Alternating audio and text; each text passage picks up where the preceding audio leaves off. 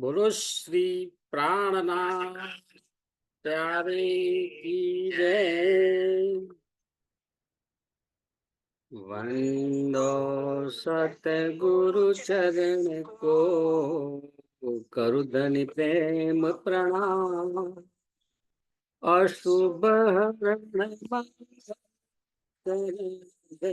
દેવ ચંદ્રજી ના, શ્રી પ્રાણનાથ નિજ મૂલપતિ શ્રી મહારાજ સુના.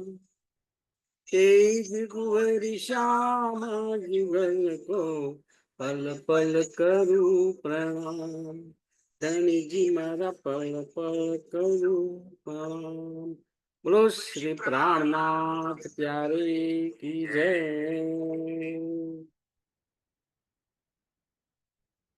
चर्चा प्रारंभ होत है, सुनो साथ चित दई. भजो राज श्यामा श्री प्राणनाथ, सखी जीवन અમારો એ. श्री महामत कहे साथ जी, भया चर्चा का वखत. अब तुम सुनियो चित दे, लाला गे आए बैठे तखत. लाला गे आए बैठे तखत. बोलो श्री प्राणनाथ प्यारे की जय. પૂર્ણ બ્રહ્મ સચિદાનંદ સ્વરૂપ ધામ ધણી અક્ષરાથી પરમાત્માની અસીમ કૃપાથી, સદગુરુ મહારાજના અપાર આશીર્વાદથી આપણે શ્રી વિતક સાહેબમાં અગાઉ જોઈ ગયા કે શ્રી મહારાજ ના મોટાભાઈ શ્રી ગોવર્ધનભાઈ નું ધામ ગમન થયું. ત્યાર પછી એ આઘાતને કારણે શ્રી મહારાજ ખૂબ જ ઉદાસ રહેવા લાગ્યા. બીજું કે એમના મનની અંદર એવો પણ વિચાર આવવા લાગ્યો કે હું પરમધામની બ્રહ્માંગના ઇન્દ્રાવતી છું, તો પછી જેવી રીતે સદગુરુ મહારાજ પરમધામને જોઈ શકે છે અને જોઈને વર્ણન કરે છે, તે પરમધામના દર્શન મને કેમ થતા નથી? એમને એમ એવું લાગ્યું કે મારી અંદર કઈ ને કઈ દુર્ગુણો હોવા જોઈએ. સદગુરુ મહારાજને પૂછે છે કે મારામાં કોઈ દુર્ગુણ હોય તો કહો. સદગુરુ મહારાજ કે તમે તો ઇન્દ્રાવતીની વાસના છો, તમારી અંદર કોઈ દુર્ગુણ નથી. તેમ છતાં પણ એ પોતાના શરીરને કષ્ટ આપે છે. દિવસ દરમિયાન એક કોડિયા જેટલું અન્ન લેવાનું એમણે શરૂ કરી દીધું. એમનું શરીર બહુ જ દુબળું પડવા લાગ્યું, અશક્તિ એમના શરીરમાં આવવા લાગી. અને આ જોઈને વાલબાઈએ સદગુરુ મહારાજને જાણ કરી કે એક તો ભાઈ ધામ ચાલી ગયા છે અને આ બીજા ભાઈ પણ ધામ જવાની તૈયારીમાં છે. સદગુરુ મહારાજ શ્રી મહારાજને બોલાવે છે કે તમારા મનમાં શું છે મને કહો. શ્રી મહારાજ કહે છે, આપ પરમધામને જોઈને વર્ણન કરી શકો છો, તો મને કેમ પરમધામ અત્યારે જોઈ શકતો નથી? ત્યારે સદગુરુ મહારાજે કહ્યું, તમે જીદ છોડજો, આવી જીદ કરશો નહીં. મૂળ સ્વરૂપનો હુકમ એક સમયે એક તન દ્વારા જ લીલા કરવાનો છે. અત્યારે આ લીલા મારા તન દ્વારા થાય છે. તમને જો બહુ ઉતાવળ હોય તો મારું તન હું છોડી દઉં છું અને પછી એ લીલા તમારી અંદર થશે ને તમને દેખાશે. આ સાંભળી શ્રી મહારાજને વાસ્તવિકતાનો ખ્યાલ આવ્યો. ત્યાર પછી અમે જીદ છોડી દીધી. પરંતુ વાલબાઈએ કહ્યું કે શ્રી મહારાજનું મન થોડું હલકું થાય, હળવું થાય, એ માટે એમને કંઈક કામ સોંપો. એટલે પહેલું કામ તો સોંપે છે અમદાવાદ જવાનું અને અમદાવાદથી પુસ્તકો લાવવાનું. શ્રી મહારાજ આ પુસ્તકો લાવી અને સદગુરુ મહારાજના ચરણોમાં મૂકે છે. ત્યાર પછી કહે છે કે હવે થોડું મોટું કામ સોંપીએ. હવે મોટા કામની અંદર શું સોંપે છે? તો શ્રી ગાંગજીભાઈના મોટા ભાઈ ખેતાભાઈ શરૂઆતમાં અહીં રહેતા હતા, પરંતુ ત્યારબાદ છેલ્લા 25 વર્ષથી અરબસ્તાનની અંદર આર્થિક ઉપાર્જન માટે ગયા હતા. તો એમને કહે છે કે તમારે અરબસ્તાન જવાનું છે અને ત્યાંથી ખેતાભાઈને પણ લાવવાના છે અને એમનું જે કંઈ ધન છે એ પણ લાવવાનું છે કે જેથી જાગરણના કાર્યમાં એનો ઉપયોગ થઈ શકે. હવે એ વાત અહીંયા આગળ આવશે સુંદરસાદજી. જુઓ, હવે ધનશ્રી દેવચંદ્રજી શ્રી મહારાજને અરબસ્તાનમાં ખેતાભાઈની મદદ માટે મોકલવાનું વિચારશે. શ્રી મહારાજની ઉંમર 28 વર્ષની છે, કારણ કે વિક્રમ સંવત 1703માં હવે અરબસ્તાન જઈ રહ્યા છે. હવે આ અરબસ્તાન કે અગાઉ શ્રી રાજી મહારાજની જોશની શક્તિ એટલે કે અક્ષર બ્રહ્મની આવેશ શક્તિ એટલે કે હુકમનું સ્વરૂપ મોહમ્મદ સાહેબ પણ ત્યાં પ્રગટ થયા હતા અને એ જોશની શક્તિ એની મદદથી કતેબની વાણીનું અવતરણ થયું હતું અને એની અંદર પણ પરમધામની સાક્ષી આપેલી છે. એ જગ્યાએ હવે શ્રી મહારાજ જઈ રહ્યા છે. અહીંયા આગળ મહારાજજી કહે છે કે ગાંગજીભાઈના મોટા ભાઈ ખેતાભાઈનું ધન સુંદર સાહેબની સેવામાં લાગે ને, આ મુખ્ય હેતુ છે. એટલા માટે મહારાજને અરબસ્તાન મોકલવાની તૈયારી કરે છે. સુંદર સાહેબજી આગળ વિતકમાં આપશે કે આ ધનની કેવી ગતિ થાય છે. ધનની 3 પ્રકારની ગતિ બતાવી છે. એક તો જે કે ધન છે એનું સુખ વૈભવ જે કે છે એનું ભોગવી લો. નંબર 2, આપણી પાસે પરમાત્માના કૃપાથી જે કંઈ ધન સંપત્તિ છે એનો કેટલોક ભાગ ફરજિયાત સદકાર્યમાં વાપરો, જાગરણના કાર્યમાં વાપરો, પરોપકારમાં વાપરો. અને ત્રીજું છે, આ બંને કાર્ય નહીં થાય ને તો છેલ્લે શું થાય છે? નષ્ટ થઈ જાય છે, અર્થહીન થઈ જાય છે. સુંદરસાદજી, કઈ મતલબ નથી, માટી બની જાય છે. માટી જ ગણવાની ને. સકારાત્મક હેતુ માટે જો ધન ન વાપરાય તો એ ધન જે છે એ માટી સમાન છે, તો છેલ્લે નષ્ટ થઈ જાય છે. અહીં વિતકની અંદર આવશે કે રાજા રામભાઈ અને જાજનભાઈ આ બંને જે સુંદર સાથ છે ને એમની અજોડ સેવા છે. એમણે 5000 સુંદર સાથ જે સ્વામી શ્રી પ્રાણનાથજીની સાથે સુરતથી પદ્માવતીપુરી ધામ જઈ રહ્યા છે, એમની સંપૂર્ણ સેવા ઉપાડી લીધી હતી. એવા આ 2 નામ છે. ખૂબ ખૂબ ધન્ય છે. ધન્યવાદ રાજા રામભાઈ અને જાજનભાઈની સેવાની. અહીં સદગુરુ મહારાજ શ્રી દેવચંદ્રજીને શ્રી મહારાજને અરબસ્તાન જવા માટેનો આદેશ આપે છે. એક ચિઠ્ઠી પણ લખીને આપશે, કારણ કે ચિઠ્ઠી હોય ને તો જ સામેની વ્યક્તિ વિશ્વાસ મૂકે.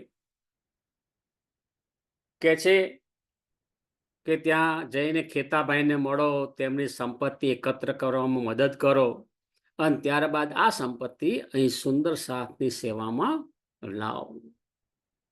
જો સુંદર સાજી આ સદગુરુ મહારાજ છે, આ શ્રી મહારાજ છે, અને સદગુરુ મહારાજ શ્રી મહારાજને આદેશ આપી રહ્યા છે. બીજા ચિત્રની અંદર શ્રી મહારાજ અરબસ્તાન જઈ રહ્યા છે. 40 દિવસ લાગશે સુંદર સાજી મુસાફરીમાં.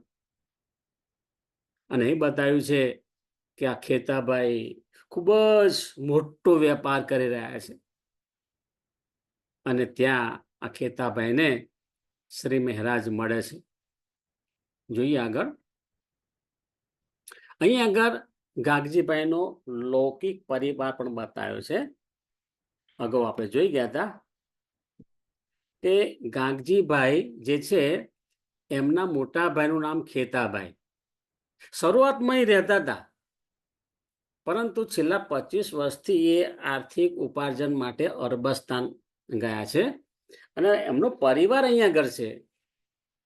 એટલે કહી શકાય કે ગાગજીભાઈના જે ભાભીશ્રી છે હીરબાઈ, અને હીરબાઈ ના 2 સંતાન છે. એક જે દીકરો છે ધનજી અને એમની દીકરી છે યશોદાબેન. યશોદાબેનને પણ આગળ જતા એમની દીકરી જે છે એનું નામ છે રાજબાઈ. હવે હીરબાઈ જે છે ને એ ખૂબ જ ધાર્મિક છે, ખૂબ જ સંસ્કારી છે, ખૂબ જ આસ્તિક સ્વભાવ ધરાવે છે. સદગુરુ મહારાજ માટે ખૂબ ખૂબ આદર ભાવ અને શ્રદ્ધા રહેલી છે એમનામાં. એટલે સત્સંગ કાર્યની અંદર કે ગમે તે સેવાનું કાર્ય હોય એમાં સૌથી આગળ આ હીરબાઈ રહી અને સેવા કરે છે. અને ખેતાભાઈ અરબાસ્તાન છે. એ ખેતાભાઈને લેવા માટે શ્રી મહારાજ જાય છે. જો ખેતાભાઈને મળે છે ત્યારે ખેતાભાઈ કેટલા બધા ખુશ જોવા મળે છે. જો ખેતાભાઈ અને શ્રી મહારાજ એકબીજાને ભેટે છે. સુંદરસાજી આ ખેતાભાઈ શ્રી મહારાજને ભેટે ને તે વખતે એમને બહુ જ આનંદ કેમ થયો? કારણ કે એમણે એમ કહે છે કે બહુ જ વર્ષો પછી મને મારા વતનની મિટ્ટીની સુવાસનો અનુભવ થાય છે. સુંદરસાજી વતન કોને કહેવાય? જે અહીંથી પરદેશમાં ગયા છે. આપણા પેરેન્ટ્સ પણ પરદેશ જતા હોય છે. Australia, America, Africa. પોતાના સંતાન તો હોય એમને મળવા માટે જાય અને 1 મહિનો રહેવાનું થાય ને તો પણ એમને એમ થાય ક્યારે આપણા દેશમાં જઈએ, ક્યારે આપણે આપણા સમાજને મળીએ, ક્યારે આપણા પરિવારને મળીએ, ક્યારે આપણે આપણા કુટુંબીજનોને મળીએ. એ વિરહની વેદના બહુ હોય છે સુંદરસાજી. એ જે અનુભવે ને એને ખબર પડે. એ બહાર જાય ને એને ખબર પડે કે આપણો દેશ શું છે, આપણો પરિવાર શું છે, આપણું કુટુંબ શું છે, આપણું સુંદરસાદ શું છે. એનું સંપૂર્ણ છે ને જ્ઞાન જે બહાર જઈને વિરહ અનુભવે ને એને ખ્યાલ આવે છે.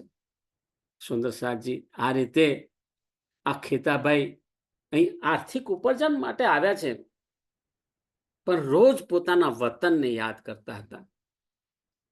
અને એટલે જ શ્રી મહારાજને જોયા ને અને એમને બહુ જ આનંદ થયો કે મારા વતનની જે છે ને સુવાસનો અનુભવ કરી રહ્યો છું. જો કેટલા પ્રેમથી ભેટી રહ્યા છે.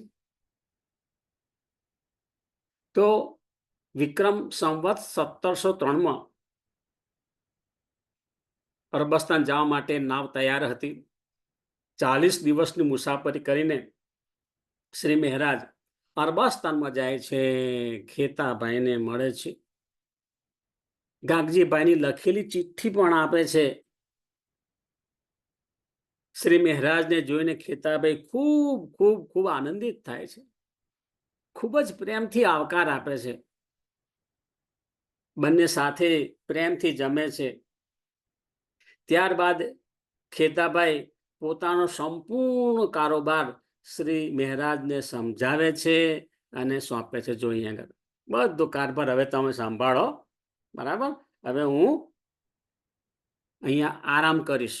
શ્રી મહારાજ કહે છે, હા, હું બને એટલું જલ્દી એકત્ર કરીશ, અને બને એટલું જલ્દી ધન એકત્ર કરી અને આપણે આપણા વતનમાં જવાનું છે. તમને બધા ખૂબ ખૂબ યાદ કરે છે. ખેતાભાઈ પણ કહે છે કે હા, પણ મારો જે કારોબાર છે ને એ બહુ જ વિસ્તાર પામેલો છે, એને સમેટવામાં વાર લાગશે. શ્રી મહારાજ કહે છે કે બને એટલું આપણે જલ્દી સમેટવા પ્રયત્ન કરીશું. સુંદર સાથજી હવે તો દિવસ દરમિયાન સતત શ્રી મહારાજ શું કરે છે, હવે ઉધારમાં સામાન આપવાનો બંધ કરી દીધો, રોકડેથી આપે છે. અને એમ કહે છે કે ભાઈ જૂનો જે હિસાબ છે એ પહેલા આપો, અને નવો જે માલ છે એ રોકડેથી આપીને લઈ જાઓ, એ સિવાય મળશે નહીં. એમ કરી અને બધું એકત્ર કરવા લાગે છે. હવે એ જે દિવસ દરમિયાન કામ કરે, સાંજે સાથે ભોજન કરે છે, અને ભોજન બાદ ખેતાભાઈને તારતમ જ્ઞાન વિશે સમજાય છે. કારણ કે મૂળ હેતુ જ આ છે ને, શ્રી મહારાજનું આધ્યાત્મિક જ્ઞાન આપવાનું મુખ્ય એમનું આ સ્વરૂપનો હેતુ જ આ છે. તો એમને અહીંયા આગળ થયું આ તો લૌકિક કામ કરી રહ્યો છું, પરંતુ પારલૌકિક કાર્ય શું, તો કે જાગણી કરવાનું, એમને તો બહુ જ રસ છે. એટલે દરરોજ સાંજે ખેતાભાઈને પણ સમજાવે છે, અને આજુબાજુ બીજા જે ખેતાભાઈના જે પરિચિત વર્ગ હોય એ બધાને બોલાવે છે, અને એક સત્સંગ સભાનું આયોજન કરે છે. અને સત્સંગ સભાનું આયોજન કરી અને વ્રજલીલા, રાસલીલા, પરમધામ આવું અદ્વૈત અલૌકિક જ્ઞાન આપે છે. સુંદર સાથજી જો અહીંયા તો શ્રી મહારાજ જાતે છે, ઇન્દ્રાવતીની સુરતા છે, પરંતુ અહીંયા તમે જોઈ શકો છો કે સાંભળતા થોડી વારમાં જ ખેતાભાઈને બગાસા આવવાના શરૂ થઈ જાય છે. અને થોડોક સત્સંગ સાંભળે ને પછી બગાસા શરૂ થઈ જાય, પછી એમને વધારે મીઠી ઊંઘ આવતી હોય છે. એટલે જાણે કે એક મેડિસિનનું કામ થતું હોય ને એવું એમને લાગે છે. એટલે શરૂઆતમાં બેસે ખરા, પણ બગાસા આવે ને એટલે ઊભા થઈને પોતાના સ્થાનમાં જઈ અને સૂઈ જાય. જો સદગુરુ મહારાજની કૃપા હોય ને તો જ આપણી અંદર આધ્યાત્મિક જ્ઞાન મેળવવાની પીપાસા જાગૃત થાય છે. આધ્યાત્મિક જ્ઞાનની પ્યાસ હોવી એ પણ બહુ જરૂરી છે, તો જ આપણે ગ્રહણ કરીશું. અને સદગુરુ મહારાજની કૃપાથી થાય છે.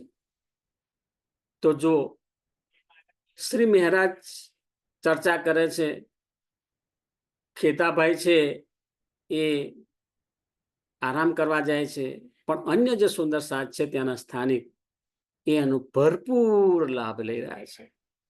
એક ઉદાહરણ આપ્યું છે કે 3 પ્રકારની મૂર્તિ હતી. તેમાં ગુરુ કહે આ 3 મૂર્તિમાંથી કઈ મૂર્તિને ઉત્તમ કહેવામાં આવે છે. ગુરુએ સમજાયું, એક મૂર્તિના એક કાનમાંથી બીજા કાનમાં સળંગ છેદ છે, બીજી મૂર્તિમાં કાનમાંથી છેદ મુખમાં જાય છે, અને ત્રીજી મૂર્તિમાં કાનમાંથી છેદ છે ને હૃદયમાં જાય. સુંદર સાથજી અહીં આગળ એમ સમજાવે છે આ મૂર્તિ ઉપરથી કે મોટે ભાગે લોકો પ્રથમ મૂર્તિ જેવા હોય છે. સત્સંગની વાત એક કાનેથી સાંભળી, બીજા કાનેથી કાઢી નાખી. કેટલાક લોકો બીજા પ્રકારની મૂર્તિ જેવા હોય છે, સાંભળે ખરા પણ સાંભળીને બોલી નાખવાનું, આત્મસાત કરતા નથી. જો કે આવા લોકો માટે પણ આવા લોકો હોય જે આપણી વાત કહેલી બીજે કહી નાખે, તો એમની આગળ ક્યારેય સિક્રેટ વાત કરવી નહીં, એમ પણ મહારાજ કહે છે. ત્રીજા પ્રકારની મૂર્તિમાં જે લોકોનો એવો ભાગ છે એવા પ્રકારના લોકો જે સત્સંગ સાંભળે છે, એમના હૃદયની અંદર જ્ઞાન ઉતરે છે, આત્મસાત કરે છે, એની અંદર પરિવર્તન જોવા મળે છે, ટ્રાન્સફોર્મેશન. તો આવા લોકો છે ઉત્તમ છે, નામૂર્તિ છે ને ઉત્તમ કહેવામાં આવે છે. આ ઉદાહરણથી આપણે સુંદર સાહેબજી સમજવાનું કે આપણને અમૂલ્ય જે જ્ઞાન મળ્યું છે, એ જ્ઞાન આપણે આત્મસાત કરવાનું છે, સાંભળવાનું છે, મનન ચિંતન કરવાનું છે અને આત્મસાત કરવાનું છે, એનો અનુભવ કરવાનો છે. હવે અહીંયા આગળ શ્રી મહારાજ વેપારને સમેટવાની અંદર લાગી જાય છે. એમાં 4 વર્ષ નીકળી ગયા. બહુ જ મહેનત કરે છે, પણ એટલો મોટો વિસ્તાર હતો, એમાં 4 વર્ષ નીકળી ગયા. જો અહીંયા આગળ આ મહારાજ છે, ખેતાભાઈ છે, જ્યારે ગાગજીભાઈને ઘરે એમના ભાભી હીરબાઈ છે, જે ખેતાભાઈના પત્ની હતા, સદગુરુ માટે ખૂબ જ સેવા કરે છે, બરાબર. એમનું અહોભાગ્ય કહેવાય, સદગુરુ મહારાજનો વાણીનો લાભ લઈ રહ્યા છે. આ ભાગ્યની વાત છે સુંદર સાહેબજી. હવે એક દિવસ શું થયું કે શ્રી મહારાજને રોજ કંઈ ને કંઈ કામ માટે બહાર જવાનું હોય, તો એક દિવસ વેપારના કામ માટે શ્રી મહારાજ બહાર ગયા હતા. ત્યારે ઘરે ખેતાભાઈનું અવસાન થયું. હવે જો સુંદર સાહેબજી, તેનો જે વિસ્તાર હતો, જે ઇલાકો, એનો જે ઉપરી એના હાકીમ કહેવામાં આવે, એનું નામ હતું શેખ સલ્લાહ. હવે એની આંખમાં તો પહેલેથી જ આ ખેતાભાઈ ખૂજતા હતા કે આ હિન્દુસ્તાનમાંથી કોઈ આવ્યો છે ભાઈ, અહીંયા વર્ષોથી બહુ મોટો વેપાર કરીને બેઠો છે, પરંતુ અહીંયા આગળ એમનું કોઈ વારસદાર લાગતું નથી, એમને કમાવા દો, છેલ્લે બધું પછી આપણે લઈ લઈશું. હવે થયું પણ એવું, મહારાજ હતા નહીં, અહીંયા આગળ ખેતાભાઈનું અવસાન થયું. આ બાબતની જાણ શેખ સલ્લાહને જાણ થઈ. તરત જ એણે પોતાના માણસોને મોકલ્યા અને ખેતાભાઈની સંપત્તિને લાવારીસ ગણી અને એના ગોદામ ઉપર સીલ મારી દીધું. હવે સાંજે જ્યારે શ્રી મહારાજ ઘેર આવે છે, ત્યારે ગોદામ ઉપર સીલ મારેલું જોયું. જો અહીંયા આગળ સીલ મારી દીધું. આ શ્રી મહારાજ આવીને જોઈ રહ્યા છે, તો પૂછે છે કે શું થયું? ત્યારે આખી હકીકત જણાવે છે કે ખેતાભાઈનું અવસાન થયું હતું અને ત્યાર પછી એમણે આ ગોદામને સીલ મારી દીધું છે. અન્ય સ્થાનિક લોકોએ પણ શ્રી મહારાજને ચેતવી દીધા કે શેખ સલ્લાહે તમને મારી નાખવાનું ષડયંત્ર કર્યું છે. સુંદર સાહેબજી, ષડયંત્ર તો દ્વાપર યુગમાં, ત્રેતા યુગની અંદરના કળિયુગ જ્યાંથી પ્રારંભ થયો ને, ત્યારથી ચાલતો જ આવ્યું છે. તો અહીંયા આગળ પણ એક ષડયંત્ર થઈ રહ્યું છે, એની જાણ કરી. આ બાબતની ગંધ આવતા શ્રી મહારાજ તે રાત્રે જ બાદશાહને, બાદશાહ કોણ, આ નાના નાના પ્રદેશના જે હાકીમ હોય ને, એ બધાનું ઉપરી એ બાદશાહ કહેવાય.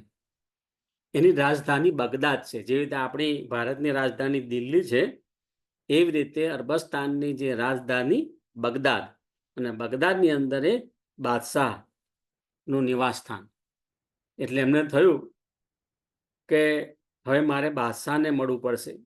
એટલે એ રાત્રે જ શ્રી મહારાજ બાદશાહને મળવા માટે રવાના થઈ જાય છે. અહીં સ્પષ્ટ સમજાવ્યું છે કે બાદશાહ એ અરબસ્તાનની રાજધાની છે. હવે જો સુંદર સાહેબજી, અત્યારે અહીંયા આગળ એ જોવાનું છે કે શ્રી મહારાજ 4 વર્ષથી અહીંયા આગળ છે. પોતાના સદગુરુએ જે કામ સોંપ્યું છે એ નિષ્ઠાપૂર્વક પૂરું કરી અને પાછું જવું છે. એમને બીજું કોઈ સ્વાર્થ નથી, ફક્ત ને ફક્ત સદગુરુ મહારાજનો આદેશનું પાલન કરવાનું છે. હવે એમને થયું કે હવે હું ખાલી હાથે કેમ ન જાઉં, મારે આ જે કઈ સંપત્તિ હડપ કરી લીધી છે એ પાછી મેળવવી જ પડશે, ન તો સદગુરુને મારે કયા મોઢે એમની આગળ જવું. એટલે સુંદરસાજી આખી રાત ચાલ્યા કરે છે, આખી રાત ચાલે છે.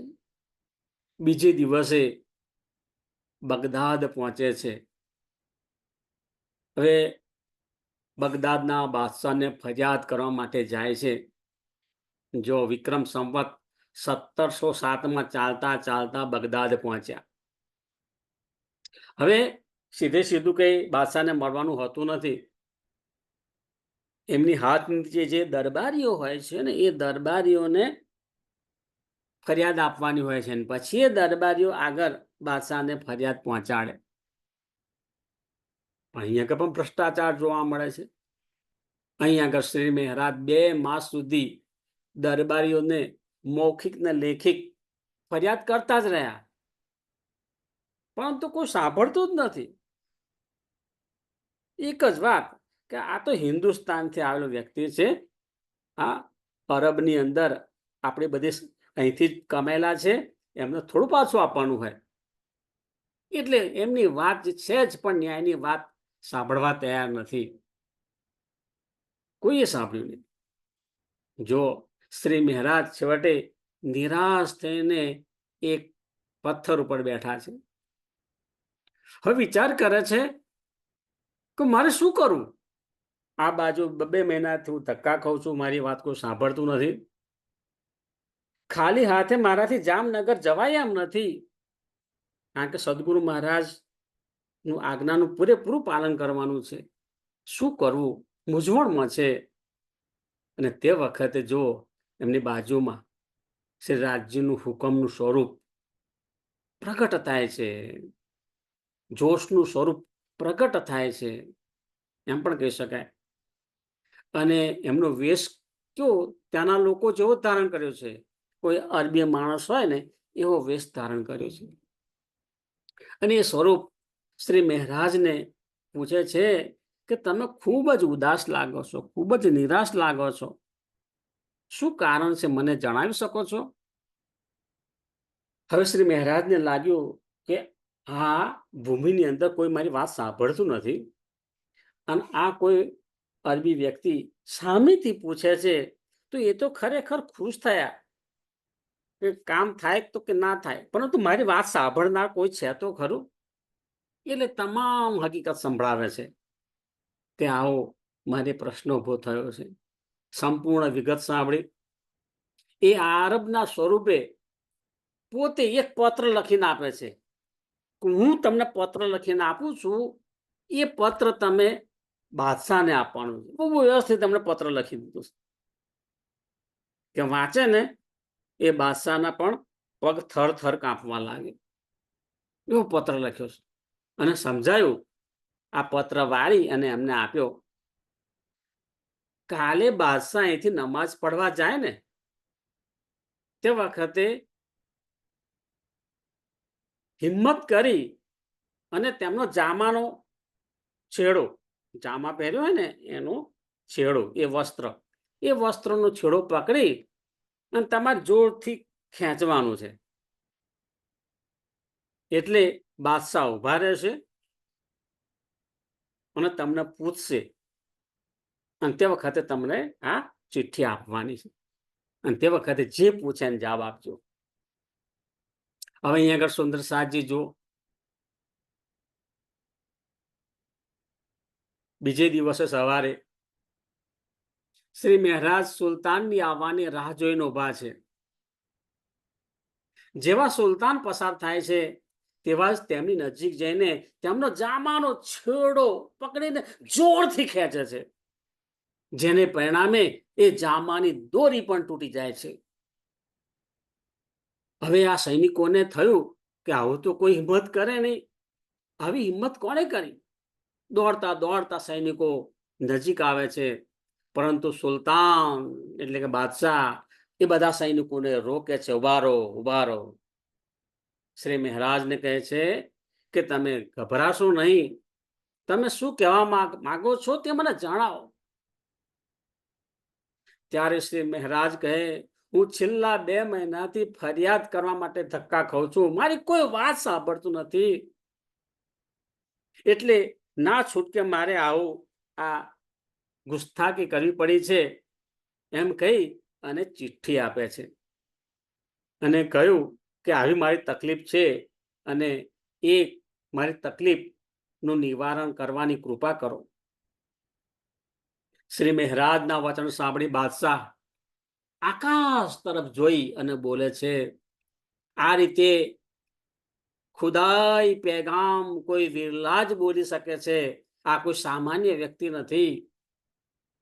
શ્રી મહારાજ કહે, હું આપને મળવા ન આવત, પરંતુ 2 મહિનાથી ધક્કા ખવડાયા છે, મારી વાત કોઈ સાંભળી નથી, તેથી મારે તમને આ રીતે મળવું પડે છે.